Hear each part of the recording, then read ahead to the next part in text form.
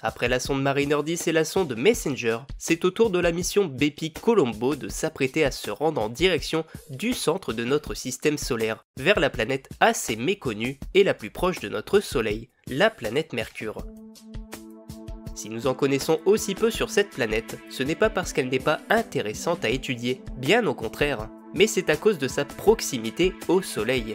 En effet, la surface de Mercure qui est exposée au Soleil atteint des pics de température allant jusqu'à 400 degrés, tandis que dans la partie plongée dans l'ombre, il fait une température glaciale de moins 180 degrés. Ce sont ces températures extrêmes qui compliquent la tâche d'émission spatiale proche de cette planète.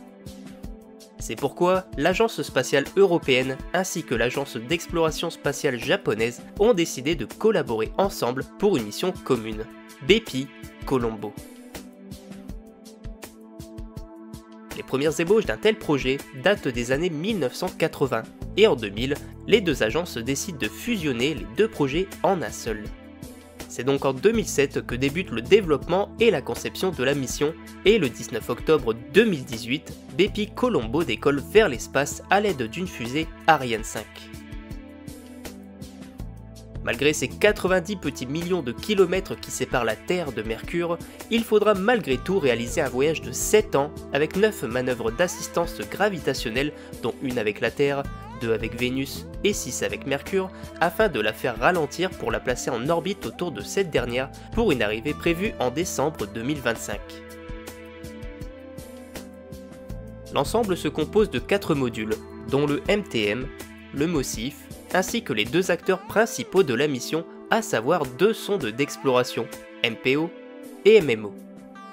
MTM propulse l'ensemble des 4 modules durant le transit entre la Terre et Mercure grâce à 4 moteurs ioniques, et celui-ci sera largué 2 mois avant la phase de mise en orbite autour de Mercure.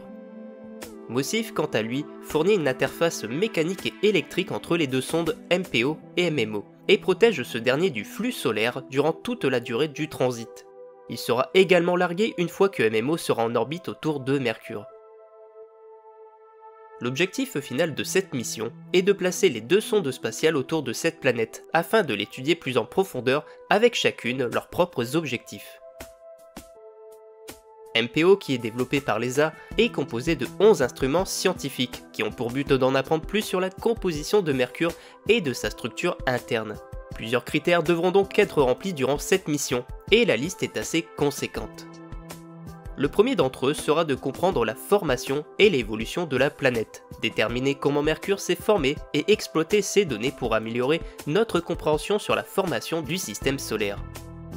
Pour cela, il faudra en apprendre plus sur la structure interne de la planète, confirmer la présence d'un noyau liquide et quelle est la taille de son noyau. Il faudra également déterminer la quantité de fer afin de comprendre pourquoi Mercure possède une densité aussi élevée. L'observation de la surface de la planète sera aussi un critère à remplir, puisque la sonde va affiner la cartographie et faire l'inventaire de tous ces cratères. Elle observera s'il existe des processus géologiques en cours et si la planète est devenue inactive comme Mars ou si elle possède encore une quelconque activité.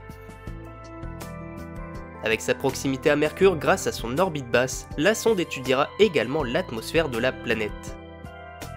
Mercure possède également des dépôts de glace dans les zones de cratères des régions polaires, et le but est de découvrir l'origine de cette glace, afin de comprendre s'il s'agit de glace pure ou mélangée avec d'autres matériaux. La sonde MMO, quant à elle, est constituée de 5 instruments qui devront étudier la magnétosphère de la planète. Elle devra donc aussi expliquer pourquoi Mercure possède un champ magnétique, alors que Vénus, Mars ainsi que la Lune n'en possèdent pas. Elle étudiera l'interaction du champ magnétique, de la magnétosphère ainsi que de l'exosphère avec le vent solaire. L'étude de l'environnement cosmique autour de la planète sera aussi un critère à remplir, afin de mieux comprendre le milieu proche du Soleil. Il est évident qu'avec des distances aussi proches de notre étoile, les 2 sondes devront trouver des moyens de pouvoir se refroidir. Pour limiter sa température, la sonde MPO est recouverte de 3 couches isolantes. En effet, elle sera frappée par la lumière du Soleil, mais aussi par l'albédo de la planète qui reflète quasiment toute la lumière solaire, ce qui fera monter la surface de la température de la sonde jusqu'à 350 degrés.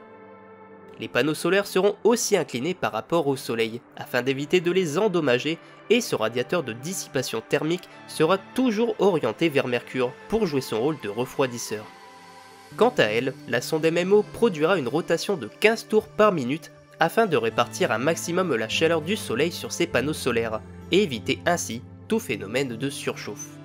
Une fois mise en orbite, la mission des deux sondes devrait durer une année terrestre, soit 4 révolutions de Mercure.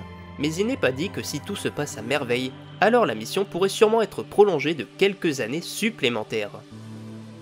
À l'heure où l'on tourne cette vidéo, Bepi Colombo a effectué le 23 juin dernier sa deuxième assistance gravitationnelle avec Mercure, où nous avons eu de magnifiques images prises à seulement 200 km de la surface de la planète.